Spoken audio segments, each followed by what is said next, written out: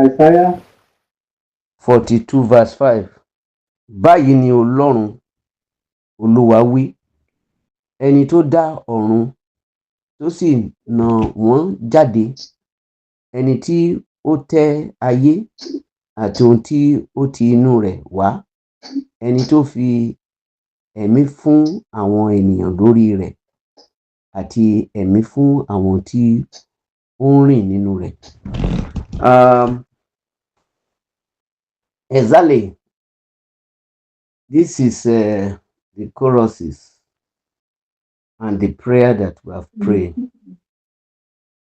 So because we don't want our record to long, that's why I removed the choruses in the recording. But if you look at it, it look like well, we will know that anytime God used to speak, and it will be according to what is going on. That is God. It's Alpha and Omega. And here is telling us, the title here is the servant of God, or the messenger of God.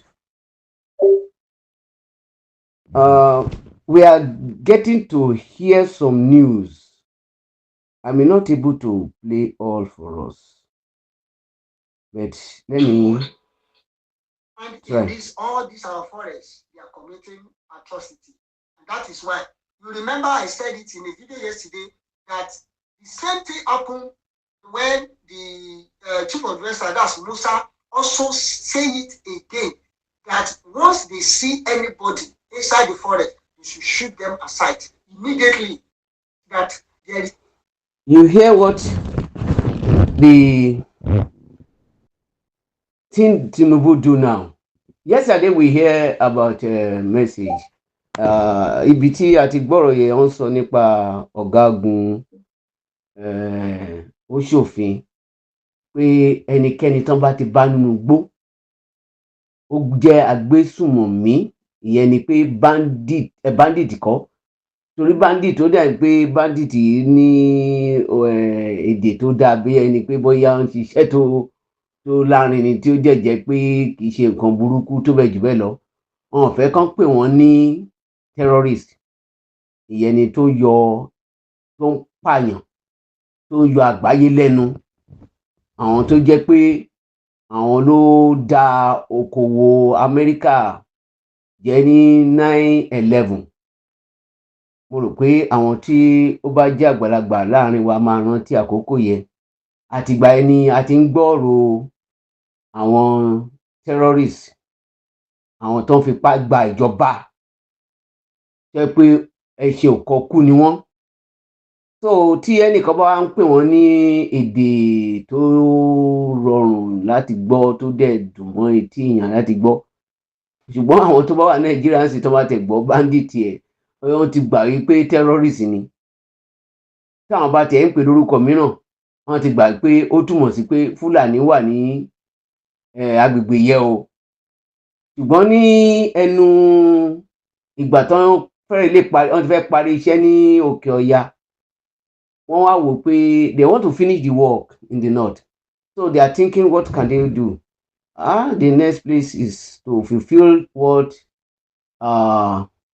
their fathers that stand as a demon, that have proclaimed to them that their sword must be in the sea in 1804.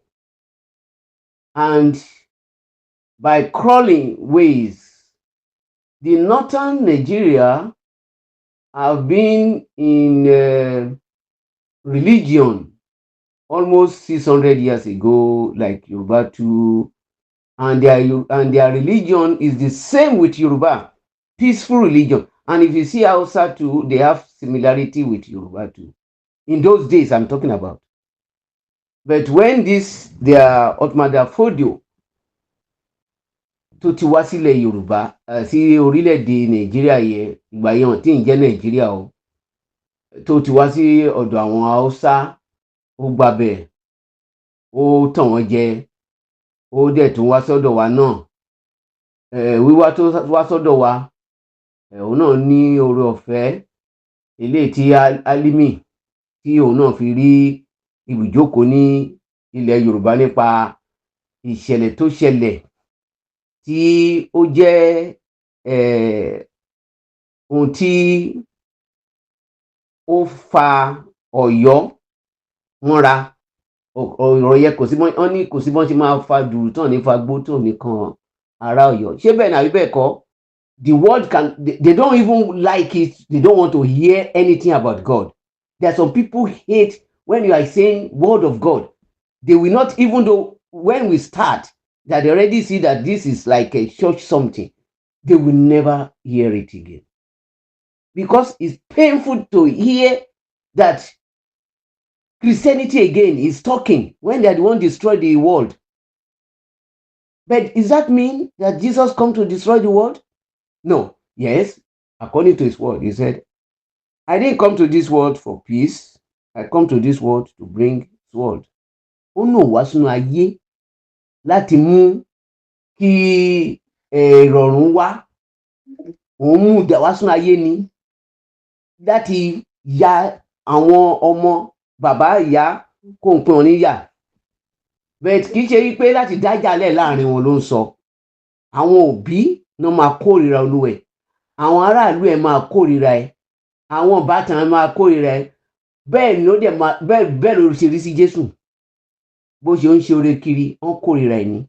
Títí di bá ṣe ń sọ̀rọ̀ yìí ní Ísírẹ́lì, wọ́n kórìíra ẹ̀. Àwọn tó nífẹ̀ẹ́ ọ̀hún tó nǹkan kan, ọ̀hún lè pé 1%. Ọ̀hún lè pé báwo ni ṣe máa sọ pé 1%? Tó bá rí 1% ní Ísírẹ́lì tó mọ Ọlọ́run bí àwọn ọmọ Yorùbá ṣe mọ̀, kódà ó jẹ́ ti pọ̀ jù. A lè fi Nàìjíríà wé, kò sí bá ṣe lè, kò sí nǹkan tá a lè fi wé. In the whole world ṣá, ní gbogbo àgbáyé, there is no any nation that accepted Jesus Christ you can compare with Israel. Israel don't accept Jesus at all. That is what caused the war that happened there in 2023. That is 3 years ago. Many people don't know. If you ask the whole world what I'm telling you, nobody know what I'm telling you. Believe it. Or you hear this, if you hear this kind of message, that what caused the war in Israel as up to today, that is because of Jesus Christ, raise up your hand. I know that nobody, you cannot hear it. And that is the secret. It's a spiritual war. They are the one caused the problem for themselves. Israel caused problem for themselves because they rejected Jesus Christ. They don't want to hear word of God. Fẹ́ gbọ́ ọ̀rọ̀ Ọlọ́run láti ẹnu àwọn tí kìí ṣe ọmọ Israeli. Number one. Number two, ní àárín ara wọn gan wọ́n fẹ́ gbọ́. In their midst that is Israelites, they don't want to hear. But maybe out of 100, maybe, or out of 1 million, maybe you can see one that willing to hear. Maybe you can see. So it's very hard. Even though you go to Levite side to go and preach, I think if you are a girl, you want to disgrace yourself. Children will even throw stone on you. I have it in YouTube. It's in YouTube. If you want to know, go and check it in YouTube. This war that they are fighting this year, who can tell us what soldiers do to cross? Is it good to cross? Embrace the cross? Ṣé ẹni tí ó jẹ́ jagunjagun ọmọ Ísírẹ́lì tí ó rí àgbélébù, kí ló ṣe sí? Ó láìkì ẹ̀ àbí kí ló ṣe? Ṣé nǹkan tó dáa ló ṣe àbí nǹkan burúkú? Yes, I see some. Ó fọ́ sọnù. He dismantle it. He break it. If I don't exaggerate it, or if I cannot remember perfectly, allegedly, ìjẹ́ ká sọ pé bóyá nǹkan tó ṣe nìyẹn. Ó ṣàsùnwọ̀n pé ó ṣe nǹkan burúkú ni, kì í ṣe nǹkan rere. Kẹ́ lè mọ̀ bí wọ́n ṣe kórìíra Jésù nìyẹn. Torí pé Jésù, àwọn rí Jésù gẹ́gẹ́ bí wàhálà láàrin wọn. Torí pé àsọtẹ́lẹ̀ tán pé Jésù máa wá, ó máa mú ìgbàlà wá fún wọn. Ìgbàlà tán dẹ̀ ń sọ ni pé he will redeem them from their slavery. He will fight for them. They don't know that it's spiritual freedom. And spiritual freedom, if you get freedom in spiritual, automatic, you already have freedom in the physical. Tí èèyàn bá gba òmìnira nípa tẹ̀mí, ó ti gba òmìnira nípa tara. Ó dẹ̀ jẹ́ ká béèrè kan lọ́wọ́. Nínú kí èèyàn jìyà láyé kó lọ sọ́run rere, tàbí kí ó gbádùn ayé kó lọ sọ́run burúkú, èwo ló dájú? Èèyàn jìyà láyé kó lọ sọ́run rere. Wọ́n ní pé kó jìyà láyé kó lọ sọ́run rere. Jésù wá sínú ayé, ó fi ìgbé ayé ẹ̀ ó fi ṣàpèjúwe fún wa. Ó tẹ̀ tó wá sọ ní ẹni tó bá fẹ́ tẹ̀lé òun kó gbé àgbélébùú ẹ̀. Kí ni ìtumọ̀ àgbélébùú? Ìyà ló ń jẹ́ bẹ́ẹ̀. That's why tẹ́ pé ìṣòro gan dẹ̀ ti sọ náà, ẹni tó bá tẹ̀lé ọ̀nà náà, according to Revelation chapter 12 verse last verse bẹ́ẹ̀, mo máa ń like verse yẹn gidi gan. Ó ní ẹni tó bá rìn lójú ọ̀nà náà, ó náà fojú ẹ̀ hàn èèmọ̀. I will make sure that he will never make heaven. Torí pé ibẹ̀ ló ti wá. That's the place the devil come from. And you want to go there, he will not take it easy with you. And if you are a singer, you are the one that will have big problem. Tó lọ ń kọrin ní ṣọ́ọ̀ṣì tàbí ń kọrin nínú ayé, tó bá dọ́run, àjọpọ̀jú ẹ̀rí máa bò nìyẹn. You see a lot of problem if you are a singer. It's hard for them because that is his position. And now you want to claim it. After you claim it, you want to go and enjoy what he lost. Ó fẹ́ lè gbádùn nǹkan tó sọnù ní ọ̀run. Àwa táyé pé ìyẹ̀pẹ̀ lásán ni wá, àwọn máa ń ṣe ẹ̀mí bíi tiwọn tán dá nínú iná. Ẹni gbákejì lójúmọ́ rè tó wá di ẹni tó yẹ pé wá ń rìn kiri inú ayé. Ẹ wá ní pé ẹ fẹ́ lọ síbẹ̀, àfojú olú ẹ̀rí máa bo, ó ti sọ òun fúnra ẹ̀ ló fẹ́ lọ sọ, èmi kọ́ ló sọ, ẹ lọ ka Bíbélì yín o, tẹ́ bá ti ka ẹ̀rí mbẹ̀. Okay, now Ọlọ́run wá fún wa ní àǹfààní ti Ísírẹ́lì, ẹ jẹ́ ká mẹ́nu kúrò ńbẹ̀, tí wọ́n nìyẹn, nǹkan tán yàn nìyẹn, òun ló fa ogun. Okay, ìyẹn ni pé tí ò bá mọ ohun tó ń ṣẹlẹ̀ ní if you are a Yoruba man, you don't know what is going on in 2001, 2020. Now you can see that what God said to me, that this is the plan that the darkness have towards the whole world. And it happened that we cannot get the freedom that we are looking for. We cannot get Yoruba nation. You know what happened? Now, to show that it's an experiment, it happened in Israel 2023 up to now. Now involve America. Thousands of Iranians are dying. We cannot say how many dying in a day. They are killing them. Go to the media and hear from their own mouth. I know many people. I'm used to watch them every day to know what is going on there. Mo máa ń wò wọ́n kí mo mọ nǹkan tó ń ṣẹlẹ̀ ní Israeli, kí ni mo nǹkan tó ń ṣẹlẹ̀ ní Iran. Wọ́n fi ẹ̀jẹ̀ wọ́n fi ń rúbọ.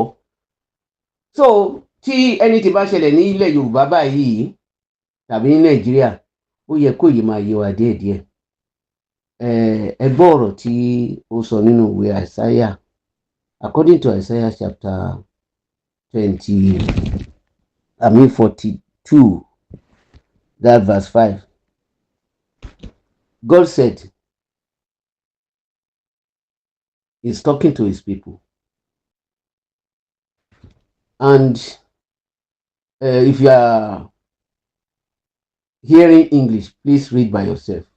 But according to Yoruba, who created this world is one talking here. A mọ̀ wípé Ọlọ́run kan ló wà. Ṣùgbọ́n tó bá jẹ́ oníṣẹ̀ṣe, ó ṣeé ṣe kó má mọ Ọlọ́run tí à ń sọ̀rọ̀ nípa àmì tí èèyàn bá jẹ́ àwọn kan wà tó yẹ pé wọ́n gba Ọlọ́run gbọ́ tí à ń sọ nípa ẹ̀. Àwọn kan wà in state of confusion.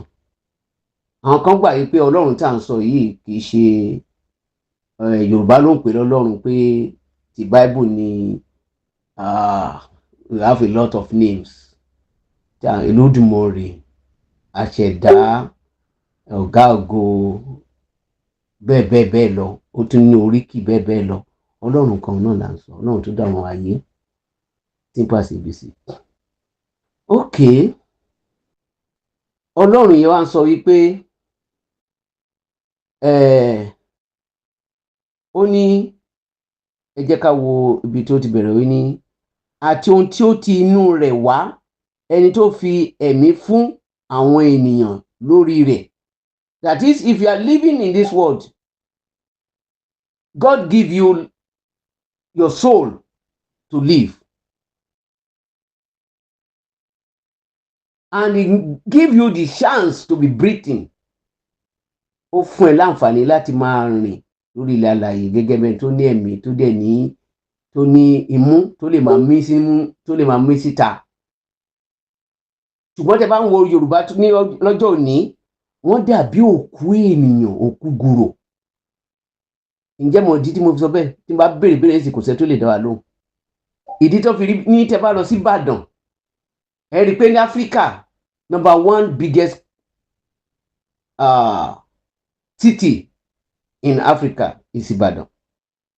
And something is happening there now. I believe one day God will open their eyes, because it's Alpha and Omega, who created everybody. Igbo is living in Ibadan. And that fellow that I don't like to call his name, mi máa ń like láti pe orúkọ ẹ̀, torí orúkọ tó dá lórúkọ ẹ̀. Ẹni tó ń ṣe olórí wọn ní ìlú yẹn, torí ibẹ̀ náà fi ṣe capital of Ọ̀yọ́ state. Am I right? Síbẹ̀ ni, tí Ọ̀yọ́ ni capital, àmì ṣe Ìbàdàn ni capital of Ọ̀yọ́. Kú dáhùn. Okay. Ẹ lọ wá ibi tó jẹ́ capital, but mo fẹ́ sọ̀rọ̀ lórí ní Ìbàdàn.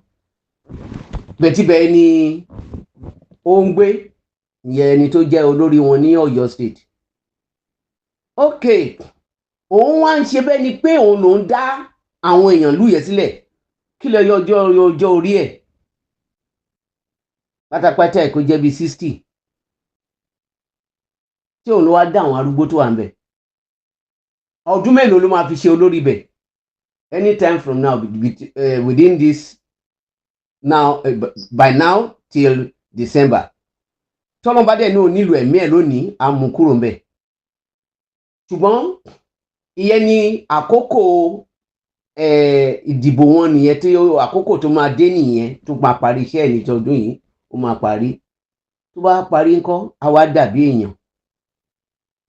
Tí Ọlọ́run bá fẹ́ fi ìyà jẹ bíi ti Fáráò, tó náà máa ń ṣe bíi tẹ̀, torí pé nǹkan kan làwa èèyàn mọ̀, Ọlọ́run ló sí ọkàn ẹ̀ lé o.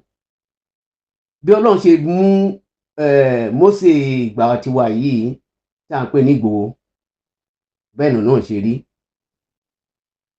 Bóun ṣe ń dúnmọ̀rú mọ́ Ìgbòho, tó dẹ̀ ń dúnmọ̀rú mọ́ olórí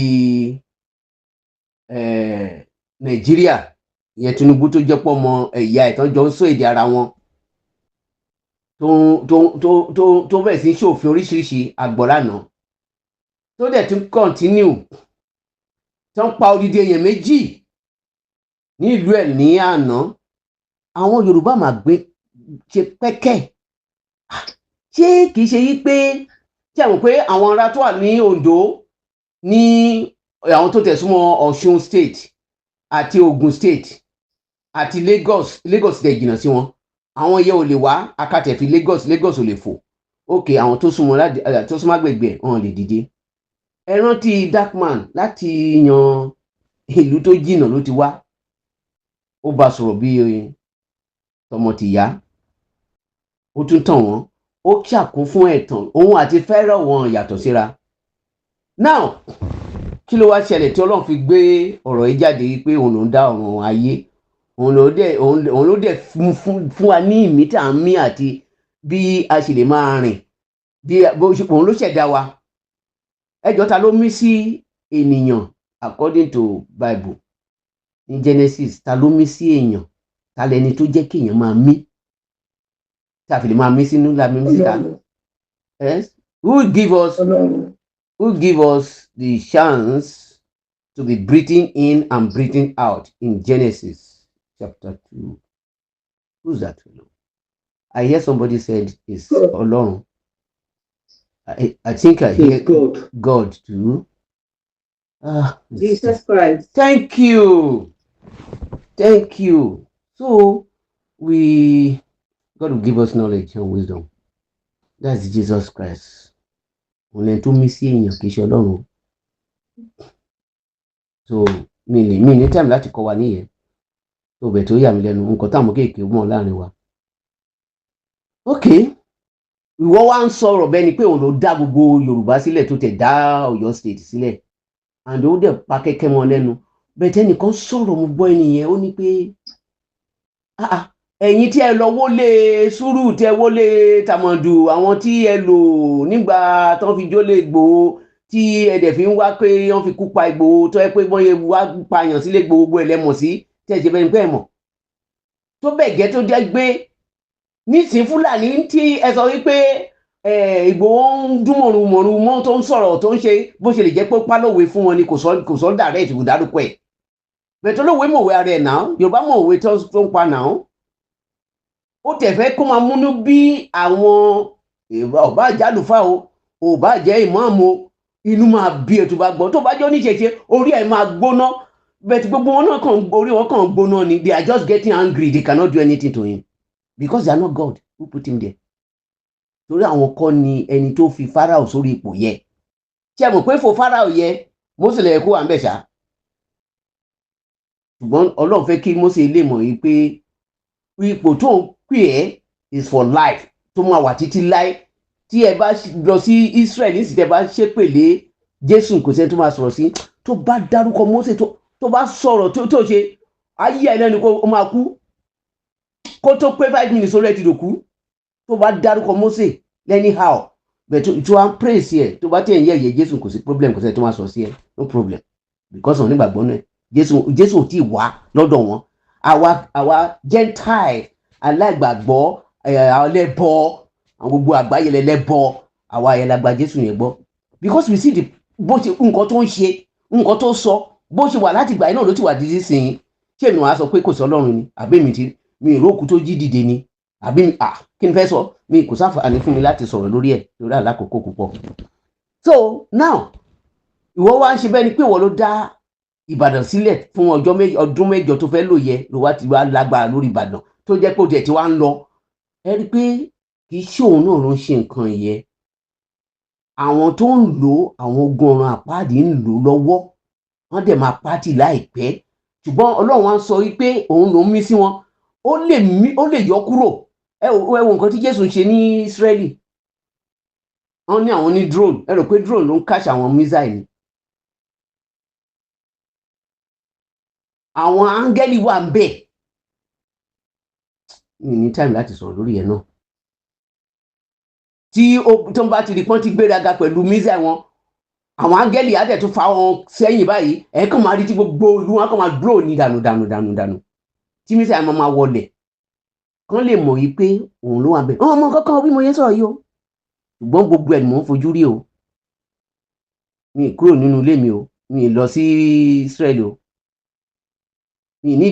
nílò láti lọ sí Israel láti mọ̀ nǹkan tó ń ṣẹlẹ̀ láyé Ọlọ́run tó wá fún wa lórí ọ̀fẹ́ ní kíní ṣakabùlà tá a gbé síwájú yìí tá a fi ń ríra wa yìí so bẹ́ẹ̀ ló ṣe rí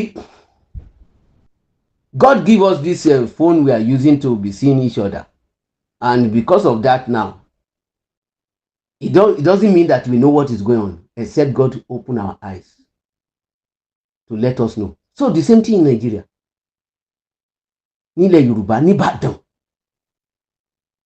Ọlọ́run fi àṣírí gbogbo nǹkan tó ń ṣẹlẹ̀ ó fi hàn fún wa, ṣùgbọ́n àwọn tó wà bàdàn ò rí nǹkan kan o, àwọn tó rí gangan hàn lórí méjì, gbogbo nǹkan dákẹ́, wọ́n dákẹ́. Àwọn kan ní pé ẹ kó wọn kúrò nílùú, òun náà wá lọ ṣòfin, ẹ má ṣe wà nínú bẹ̀yẹ mọ́, wọ́n rí bọ́ lọ́wọ́ wọn o, láàrin èrò náà ti gbébọn dání o, ọlọ́pàá wà ń bẹ̀ o, ọmọ Yorùbá ò gbọdọ̀ ní ọ̀bẹ dání, tó bá bọ́ ọ̀bẹ lọ́wọ́ ẹ̀ àbí blade lápò ẹ̀ àṣẹ wọn. Àwọn tí even ẹni tí ò ní ìbọn sílé, ọ̀nà kọ̀bọ̀n, wọ́n ní káwọn ọmọ ilé yẹ kó sùn sílẹ̀, wọ́n sùn sílẹ̀. Mò ń rọ̀ṣẹ̀ ọ̀rọ̀ ìsọ ni o, mò ń rọ̀ṣẹ̀ sọ ni o, ó ti yẹ ká ti rí gbogbo ẹ̀ náà tipẹ́tipẹ́ tán ti sọ̀rọ̀ lórí tí gbogbo eléyìí ti ṣẹlẹ̀. Mo kàn ń rí fásitì nǹkan tó lọ́run sọ ń báyìí ni, torí ẹni tí ó jó lórí wọn yẹn lọ́run bá sọ̀rọ̀ ń báyìí, òun dẹ̀ ń di iṣẹ́ Ọlọ́run lọ́wọ́. Nǹkan tó lè jẹ́ kí n sọ̀rọ̀ púpọ̀ ni pé ó ṣẹlẹ̀ sí Mósè náà, ó di iṣẹ́ Ọlọ́run lọ́wọ́ until the final day. Àmọ́jọ́ tí final day ẹ̀ máa pé, final day ti ayé ọ̀tọ̀, ọdún mẹ́jọ ọ̀tọ̀, tí Ọlọ́run tó ń sọ báyìí ọ̀tọ̀. Ó lè dọ̀la kẹ́ má gbúrò ẹ̀ mọ́, ó lè dòní kẹ́ gbọ́ pé ó ti lọ, kó má mí mọ́. Nǹkan tó ń sọ bẹ́ẹ̀ nìyẹn o. Ìgbà tó bá tẹ́ lọ́rùn là ń mú kúrò. So gbogbo gúlégúlé yẹ ó ń bọ̀ wá dópin. Nǹkan tó lọ́run sọ nìyẹn. Àánú ẹ̀ ṣe mí gan o, àánú ẹ̀ ṣe mí gan, torí pé ó dàbí ẹni pé kì í ṣe èèyàn, bẹ́ẹ̀ ni pé ẹni tó kàn wá, it just look like it's a spirit that he don't have father, he don't have mother, he don't have brothers and sisters. You know, really 100%, all the people that put him in the position, àwọn tó gbé sórí ipò yẹn, ó kórìíra wọn, ọ̀hún sọ̀rọ̀ mọ́, kò ní alábàárò àfi àwọn ẹgbẹ́kẹ́gbẹ́, àwọn tó bá ti fẹ́ lò fún iṣẹ́ búburú kan. Gbogbo náà ti kó ń sìn, gbogbo àwọn tí ó ń rán lọ sínú gbóhùn yẹn tó ń jọ ṣe kùsà, gbogbo àwọn tó ń jọ gbé kí wọ́n porúkọ ẹ̀, tó ń jọ gbé àwọn ọmọ yẹn gbé, náà ti gbá tìmọ́lé. Tó bá jẹ́ tòótọ́ ni o, ìròyìn tá gbọ́ ní Aláròyé ló sọ o, tó bá jẹ́ lóòótọ́ ni nǹkan tá à ń sọ yìí o, tá Aláròyé sọ bẹ́ẹ̀, ẹ máa gbọ́. Tó bá dẹ̀ wá jẹ́ pé bẹ́ẹ̀ ló ṣe rí, ṣé omi ò ti ń gbẹ lẹ́yìn ẹja ẹ̀ báyìí? Ṣé ọ̀rọ̀ Ọlọ́run tí wá ń ṣe báyìí pé òun ló ní ìmí ẹ̀ àti ààyè ẹ̀ àti gbogbo àwọn tó wà ní Ìbàdàn yẹn tí wọ́n fi dákẹ́ mìíràn bẹ́ẹ̀ ni pé òun kan ṣẹlẹ̀? Àwọn kan tó wá fẹ́ sọ̀rọ̀ tó bá sọ̀rọ̀ dáadáa, wọ́n ní kán kó àwọn Fúlàní wọn yẹ, ọ̀n ti pè ní Fúlàní, tó ràn mọ́ Fúlàní yàtọ̀ sí Haúsá. Ta ló ń pa wọ́n ní Nàìjíríà? Bóyá Fúlàní ni, bóyá Haúsá ni, ọ̀n tẹ́ mọ̀. Àwọn ọ̀n tẹ́ rí kíní wò. Àwọn ọmọ onímọ́tò ló máa ń jà fún Yorùbá láyé àtijọ́. Kí nǹkan bá ti ṣẹlẹ̀ báyìí ni wọ́n ti dìde. Níbi gbogbo ń dákẹ́ mírímírí, wọ́n lè gbé, wọ́n lè sọ̀rọ̀. Ayé burúkú nìyí o. Ó wá dàbí pé ayé ọ̀tọ̀ ni ayé tán wà, àwọn gan wà láyé ọ̀tọ̀. Ṣé mọ̀ pé wọ́n ti ń sọ fún wa ká máa round up nìyẹn. Ṣé mọ̀ pé ayé tá a wà yẹn sìn, ó ti di ayé ẹlẹgẹ́. Lóòótọ́ nǹkan tí Jésù sọ pé ó máa ṣẹlẹ̀ nípẹ̀yìn ọjọ́ níwọ̀nyí ó dẹ̀ ti ń ṣẹlẹ̀, ṣùgbọ́n ó yà mí lẹ́nu pé àwọn kan yìí lè ṣẹlẹ̀. So ẹni tó bá gba ọ̀rọ̀ Ọlọ́run gbọ́, á bá rẹ̀ lọ́run àpáàdé níkẹyìn ọjọ́. Àwọn mi ò gbà pé ọ̀run àpáàdé wà o. Ìwọ tó bá gbà pé ọ̀run àpáàdé wà, ṣàtúnṣe ọ̀rọ̀ ayé ẹ o, kó tó ayé ẹ ṣe. Ṣé ẹ rí pé àwọn èèyàn jí nìbàdàn sìn, wọ́n pa odidi èèyàn méjì. Ẹ mọ̀ pé minus nìyẹn. They lost 2 out of Yorùbá yesterday. Do they gain anything? Nothing. Wọ́n rí Fúlàní o, ó gbébọn dání o, pumping gun, ìbọn náà gbé dání o, ìbọn tí yẹ pé tó máa gbéyàn kúrò nílẹ̀ láàrin ìgboro. Wọ́n dẹ̀ sọ̀rọ̀ nǹkan tí òun lè wọlé àwọn ọmọ ìlú ẹ̀ tí ìjọba ò tí ṣẹjọ́ tó ń sọ wípé òun ò ní right ni. Ó ní ẹ wo ṣẹ́rí kéèsì yìí, n bá lè ṣe nǹkan tí mi ń ṣe yìí, mi tí ì jẹ́ ìjọba ni, tí n bá wà lórí ipò aláṣẹ orílẹ̀-èdè yìí, n bá lè ṣe nǹkan kan. ṣùgbọ́n báyìí mi lè ṣe wọn kan yẹn pé ìbílẹ̀ lèmi ń ṣe. Wọ́n sọ̀rọ̀ bí ẹni tí ó gbé pa tàbí tó láìsàn kan lára ṣá. Tí àwa ló ń tàbó ń tan rẹ̀ pàpà ń parẹ́ náà ń pajá a ṣe níṣẹ́ rẹ̀ náà ń ṣe nìkan. Àrígiṣẹ́gi tó bá ṣẹ́gi orí ara rẹ̀ ló ń ṣẹlẹ̀ kò ń ṣẹ́gi lórí ara rẹ̀ báyìí. Ní ìpegede o Yorùbá ni mo ń sọ o ọ̀rọ̀ Yorùbá nìyẹn o. Ṣé kí wọ́n lọ sọ pé pé èmi náà ní igbá kan mo lákùnrin kìíní kan Yorùbá nìyẹn. So ó ti ṣe ra ẹ̀ kò lè ṣe nǹkan yẹ ó lè wọlé láì ṣòfin tí wọ́n ti gbẹ́jọ́ lọ sí ọ̀dọ̀ the another carry the case to court and he judged the case immediately. The money three upstairs ilé olókè mẹ́ta ó wò sọnù. He demolished the house but to set these children free he cannot do anything. Kò lè ṣe nǹkan kan kò ní àṣẹ láti tú àwọn yẹn sílẹ̀. Àwọn tó fẹ́ lọ tú wọn sílẹ̀ gbogbo àwọn alágbára gíga wọ́n pariwo wọ́n sọ̀rọ̀ pé ẹ jẹ́ ká wọgbó lọ a máa mú wọn wàhálà máa ṣẹlẹ̀ bẹ́ẹ̀ irọ́ ló ṣà ń pa ṣá. Wọ́n ní ẹnu òpùrọ́ òun ṣẹ̀jẹ̀ ẹnu tí ẹ máa ṣẹ̀jẹ̀ tó bá yá ó dẹ̀ ti ń ṣẹ̀jẹ̀ báyìí ó ti ń ṣẹ̀jẹ̀ wọn gangan kò tí mọ nǹkan tó dé báwọn ni òun ló jẹ́ kí Tinubu á gbọ̀nà mìíràn òun ló fi rán Ìgbòho kò mọ̀ pé ó rán Ìgbòho ẹ máa wo gbogbo nǹkan tí Ìgbòho ṣe sójà àwọn ọ̀gá ọlọ́pàá ọ̀tọ̀lẹ̀múyẹ́ gbogbo ọ̀nà wà lẹ́yìn ẹ̀ gbogbo àwọn ó yẹ kí àwọn alágbára Yorùbá kan ti kún àwọn yìí jáde wọ́n ní àwọn òtẹ̀ ní yìnbọn ẹyọ kan àwọn àdẹ̀mú wọn jáde Ìgbòho náà sọ wọ́n ní orí bọ́ọ̀mù ó ní kíni ṣùgbọ́n àwọn sójà Nàìjíríà wọ́n ti ń yọ àwọn bọ́ọ̀bù yẹn kúrò ńsìn ṣùgbọ́n wọ́n fẹ́ kán pa àwọn ọmọ yẹn ni mo wá sọ mo ní ṣé àwọn bọ́ọ̀bù tó máa ń jù ní tó yẹ pé èèyàn máa fi sùn kán dẹ̀ jù síbẹ̀ náà kán ju àwọn nǹkan tó máa fi sùn ìgbà tó tẹ̀ jẹ́ kìrìsìtẹ́nì àwọn pásọ̀ wa gangan àwọn gangan ọmọ nǹkan tó ń ṣe mọ́ ìgbà tó jẹ́ pé ọ̀pọ̀lọpọ̀ pásọ̀ náà ló jẹ́ onígbètùgbètù àwọn tó yẹ pé ìkà àti àwọn àfáà wa àwọn ìkà àwọn tó fẹ́ ká lọ ẹsẹ̀ kan jẹ́ ẹsẹ̀ kan ọ̀run ẹ mọ̀ pé 5 years ago tó yẹ pé àwọn pásọ̀ wa dá sọ̀rọ̀ wọ̀nyí ni ẹ mọ̀ pé àti gbòmìnira níṣẹ́ ó ṣe ń kàn wọn lára díẹ̀ ó ti ń kàn wọn lára díẹ̀ wọ́n ti mọ iye gbèsè táwọn ti san lówó owó ìtanràn òṣòwò ìtanràn náà pé èmi máa ń sọ pé kì í ṣe owó ìtanràn báyà ìtanràn náà láì kà sí wọn torí pé àwọn ló ṣẹ̀ o àwọn wọ́n ṣẹ̀ sọ́lọ́run àwọn á ń san ẹ̀jẹ̀ fún agbésùmọ̀mí ìyẹn ni àwọn terrorists wọn á sanwó fún tó yẹ kí kìrìsìtẹ́nì máa san owó yẹ wọn lè ké pe Ọlọ́run ní Ọlọ́run mọ́ Jésù wọn ó ń sùn àbí